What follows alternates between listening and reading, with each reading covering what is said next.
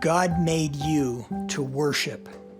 In the full expression of his creative powers, he fashioned you as a sentient creature bearing his image. He further set you apart from the rest of creation by giving you a soul. This distinctive attribute positions you and me for a relationship to the Creator that no other creature can claim.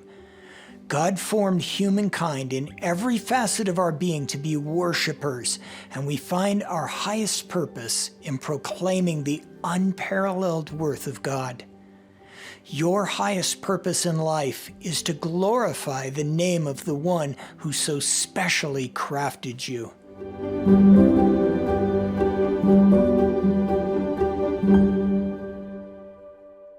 In the supreme act of creation, God fashioned humankind to reflect his image and placed his first creature in a garden paradise. God would be directly present to Adam, and no sin would separate them. Humankind would glorify God by engaging in the relationship of creator and creature and being obedient to the regency assigned to them.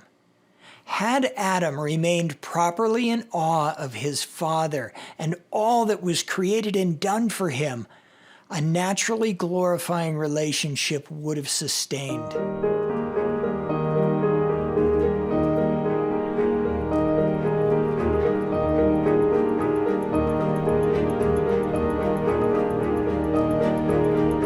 You and I rest in the creation account for a time, we notice that true worship is a natural response.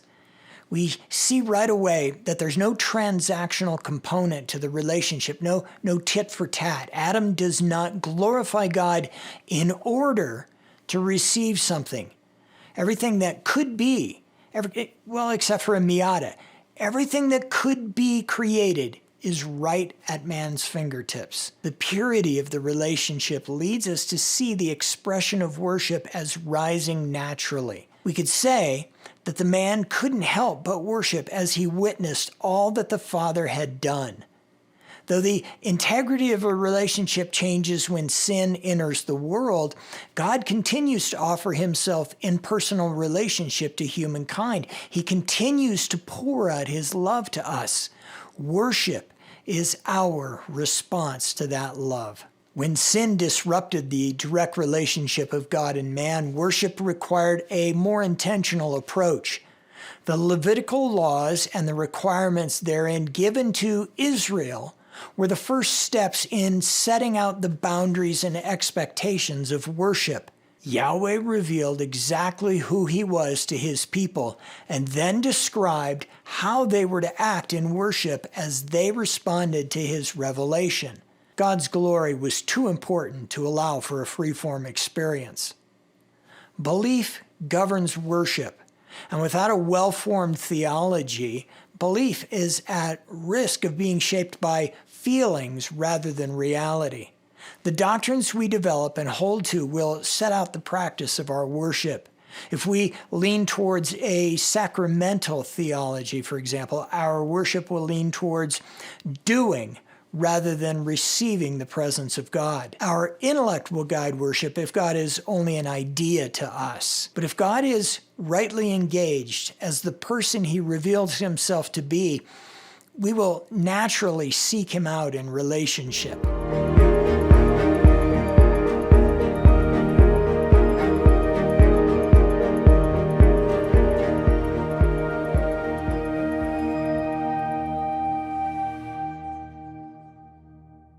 We worship God for who and what he is, notwithstanding the actions he takes.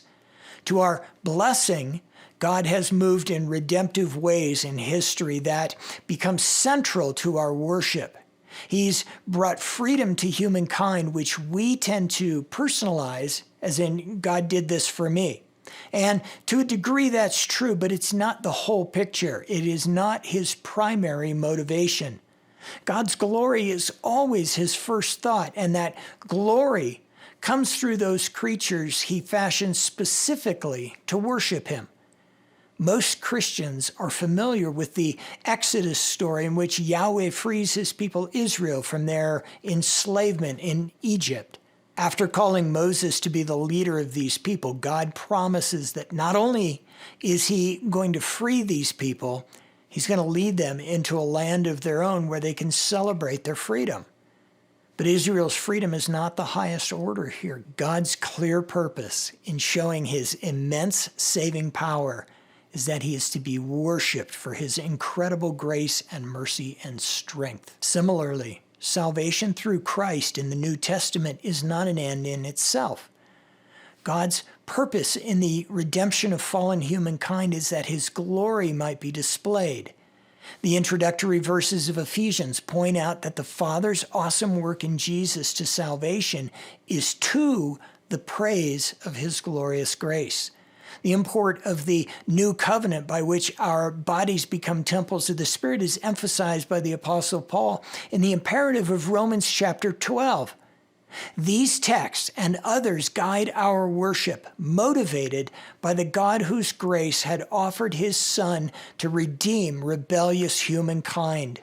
The church is composed of those who have committed their faith to Christ, and so it makes sense to say that they, like these individuals, the church is also made to worship. This is probably the least controversial of these three ideas I presented, as Christians are accustomed to seeing the church in this light. The mission of the church, given by Jesus, that is to be disciple makers, encompasses a spectrum of glorifying activities that the obedient will pour themselves into. God is glorified as we proclaim his worth to others in evangelism, and when we spur one another on to know him better. When the church devotes itself to caring for each other and caring for our neighbors, God is glorified. These are all acts of worship that we engage, not out of obligation, but out of love for the merciful God who calls us out of death and into life. From the moment of human creation to our promised eternity, we are made to worship. Our study through the rest of this video series rests on this truth as the highest purpose of humankind. God-glorifying worship demands careful definition and considered application. The word worship has a wide semantic range in the modern Christian's vocabulary, and we want to be careful in how we use it. Worship is much more than the hour we spend together on Sunday mornings. As the Bible describes God-glorifying actions, they encompass the whole of our lives as people of faith. Let that expand your meditation on this topic. God's richest blessings to you, my fellow worshipers. All glory to God.